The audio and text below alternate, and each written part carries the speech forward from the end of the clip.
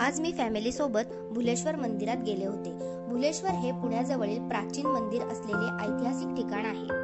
येथील महादेवाचे पांडवकालीन मंदिर खूप प्रसिद्ध आहे। हे पुण्यापासून फक्त 45 किलोमीटरवर तर यवतपासून फक्त 10 किलोमीटरवर अंतरावर आहे। मूलतः हे ठिकाण मंगलगड असे होते। 13व्या शतकात देवगिरीकर यादवांच्या कारकिर्दीत महाराष्ट्रात अनेक हेमाडपंथी मंदिरे निर्माण करण्यात आली। याच शतकाच्या मध्यास भुलेश्वर मंदिराचे बांधकाम झाले असावे असे म्हटले जाते। येथे मंदिराच्या गाभाऱ्यात व्हिडिओ शूट करण्यास बंदी असल्यामुळे मी बाकीच्या परिसरचं व्हिडिओ शूट केलं।